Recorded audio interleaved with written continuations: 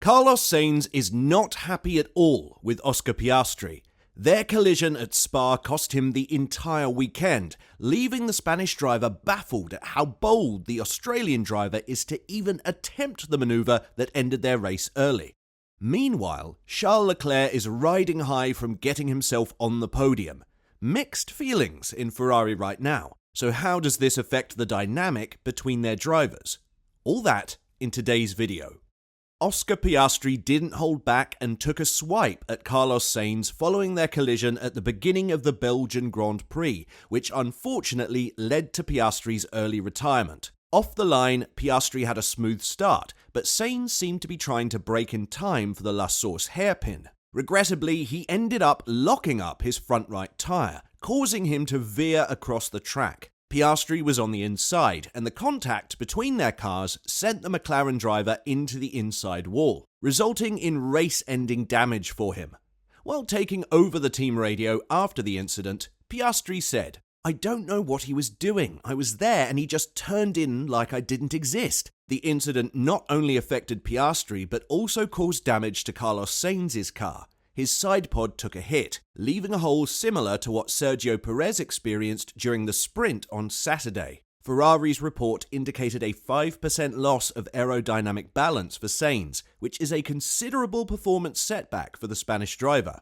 Carlos Sainz had a tough time recovering from the contact and found himself slipping down the order in the following laps at Spa, and by lap 8, he was out of the points.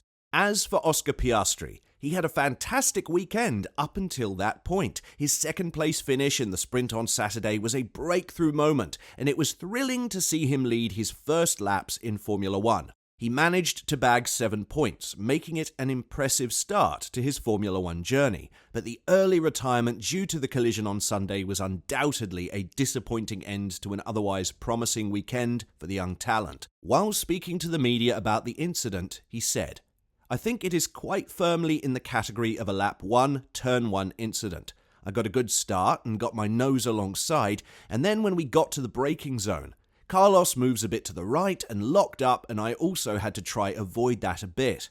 And then from there to the apex, my options were quite limited and where I could go. I'll look back over it more and see if there was more I could have done, but it's just a shame that we're standing here and not still on track." When asked by PlanetF1.com about his thoughts on the FIA not investigating the incident with Sainz, Piastri replied, "I think we both could have done things a bit differently. It's a very tight turn 1, and Carlos also didn't have many options from where Lewis Hamilton was either." And when further questioned about how he felt seeing his car damaged and having to tackle Redillon and Eau Rouge ever so slowly while a bunch of cars zoomed past him, Piastri said, "Yeah, it wasn't fun, that's for sure. I think I was quite lucky that everyone kind of got around me before Eau Rouge, and then just the way the steering was, I kind of managed to get to the left side of the track before the bottom of Eau Rouge. So from that point, it was okay, and I just tried to stay as far left as possible. But yeah, it's not very fun going around a slightly curved straight." It seems like Carlos Sainz doesn't agree with Oscar Piastri's thoughts at all regarding their collision at the first corner of Sunday's race. Sainz didn't hesitate to point the finger at Piastri, squarely blaming him for the lap 1 incident that led to both of their retirements. The Spaniard criticised Piastri, stating that the Australian driver attempted an overly optimistic move, and he hinted that Piastri's lack of experience might have played a part in the unfortunate incident. Sainz said, "I was on the attack with Lewis into turn 1, and I think I pretty much had the move done, and then I received a bit of contact on my rear right. If you want my honest opinion, I think it was a bit of a mistake by Oscar trying to go through side by side into turn 1. If you look at the last 7, 8 years, everyone who has tried that move, it's never really worked and has generated a bit of a crash when you look at the past races. So yeah, I don't know if it was a bit of a lack of experience, a bit optimistic, but again, a racing incident that cost us a race. I didn't miss the apex or anything. I went to attack Lewis, and Oscar went to attack Lewis and me, which I think, in my opinion, was a bit optimistic."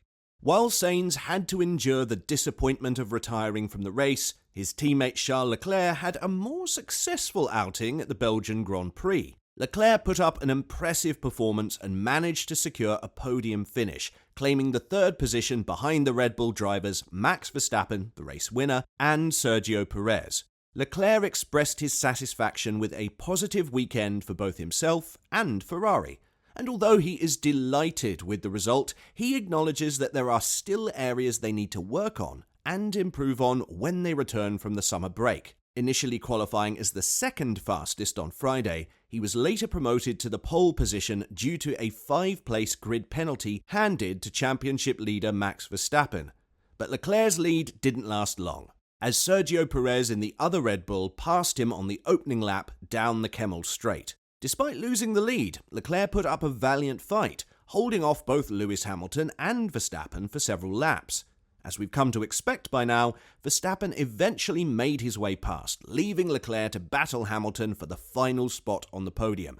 It was a thrilling contest, but the determined Monegasque driver emerged victorious, securing a well-deserved place on the podium. Looking back on his race, Leclerc said, "It feels good to be back on the podium, especially for the last race for the first part before the summer break. It's been a positive weekend overall in terms of pace from FP1 to the race. And it was really important for me to finish on a high note, and we did. It's good. It wasn't an easy race. The rain was there in the second stint, which didn't make things easy. But all in all, we had the perfect management of the race." When asked about the mood within the Ferrari team following his podium finish, especially considering the mixed start to the year, Leclerc replied, "We are not happy about the first part of the season. I believe this last race puts a bit more of a smile on our face. But also, unfortunately, with Carlos Sainz not finishing, not the whole team will be happy, which is completely normal. But looking at the pace, I think it's been a positive weekend. We've been strong. Carlos has been strong in all conditions. I've been strong in all conditions. The car, we were quite at ease with the car. Still a lot of work to do. We know where we need to improve the car, and this is where we will try to do a step forward for the next part of the season." Both Mattia Binotto and Frédéric Vasseur have taken a similar stance by not officially declaring a number one driver within their respective teams. However, Vasseur did mention that if the situation demanded it, they would handle it accordingly. Despite this approach, Richard Bradley, the 2015 LMP2 Le Mans winner, believes that having a clear number one driver could potentially lead to the number two driver seeking opportunities elsewhere, sooner rather than later. When asked about whether the absence of a number one driver was detrimental to the team, Bradley shared his thoughts on the On Track GP podcast, saying, "To tell any driver there is going to be a number one or something like that for racing drivers, Formula One drivers in particular, egos are the size of Jupiter, so whoever got told, and based on last year it would probably be Sainz, they're a number two, it wouldn't be very productive." If you remember when Max Verstappen and Carlos were teammates at Toro Rosso, there were a lot of rumblings going on, and they actually had to bring in an enforcer in John Booth to keep control of them. So I think if one of them, the Ferrari teammates, gets told they are in that position, that they will immediately begin looking for another team. If you had to choose, who do you think deserves to be Ferrari's number one driver? Tell us in the comments section down below. And, as always, don't forget to like and subscribe to the channel if you haven't.